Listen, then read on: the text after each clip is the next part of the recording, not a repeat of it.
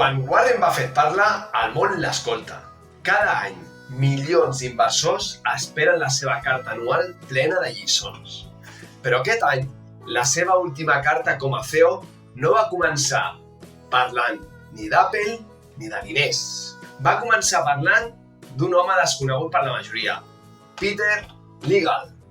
Per cert, si és la primera vegada que passes pel canal, jo sóc l'Albert, camioner, que va aconseguir la llibertat financera invertint amb seny.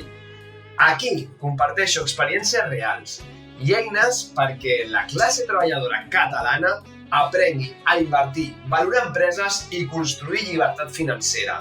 Així que si t'interessa aquest camí, subscriu-te i acompanya'm! Per qui no el conegui, Warren Buffett és considerat el millor inversor de la història.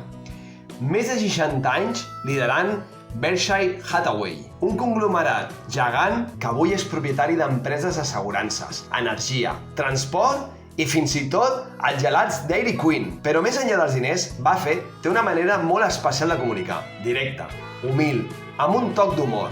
Les seves cartes anuals no són informes tècnics, sinó són lliçons de vida.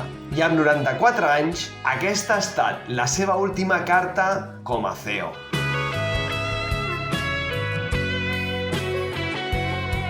Peter Legal era el fundador de Forest River, un fabricant de caravanes d'Indiana. El 2005 va decidir vendre l'empresa, però no ho va fer com tothom esperaria. No va buscar el millor postor ni va muntar una subhasta. Va escriure una carta directa a Buffett i li va dir: vull vendre l'empresa i aquest és el preu, sense embuts, sense perdre el temps. El 28 de juny de 2005, Legal i la seva família viatgen a Omaha. Li diu a Buffett: vull seguir dirigint l'empresa i protegir la meva família. Quan arriba el tema del sou, Peter respon amb una frase que fa riure i sorprèn a Buffett. No vull guanyar més que el meu cap. Paga'm $100.000 a l'any. Buffett diu que gairebé cau de la cadira. Peter només li demana un bonus del 10% sobre els guanys que superin el que ja feia l'empresa.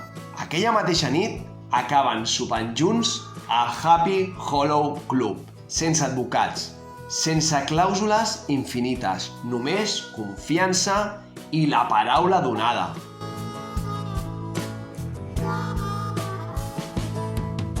Doncs bé, el temps va donar la raó a Buffett. En els 19 anys següents, Forest River va créixer fins a ser líder absolut del sector. Cap competidor s'hi va acostar. Buffett diu que Peter Legal ha estat un dels gestors que més riquesa ha donat als accionistes de Berkshire. Tot això va començar amb una carta i un encaix de mans.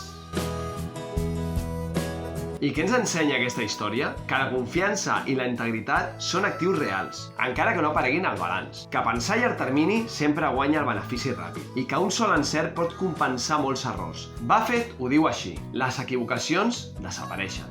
Els guanyadors poden florir per sempre. La lliçó que podem treure d'això és que potser no dirigim empreses multimilionàries, però sí que podem aplicar aquesta mentalitat a les nostres finances. Aquesta última carta no és només un homenatge a Peter Legal, és també el comiat de Buffett com a CEO. Tot i això, es mantindrà com a president i ha deixat clar que confia plenament en el seu successor, Greg Abel. És una transició ordenada, feta amb seny, per assegurar que Berkshire continua sent fidel a la seva filosofia. Potser nosaltres no vendrem mai una empresa a Buffett, però sí que podem deixar un llegat de confiança i honestedat, perquè, com diu Buffett, es triga 20 anys a construir una reputació i 5 minuts a perdre-la. Si ho penses bé, faràs les coses de manera diferent. Moltes gràcies per veure aquest vídeo. Si t'ha inspirat, subscriu-te i comparteix-lo. Jo sóc l'Albert i això és Diners amb Seny per ser lliure!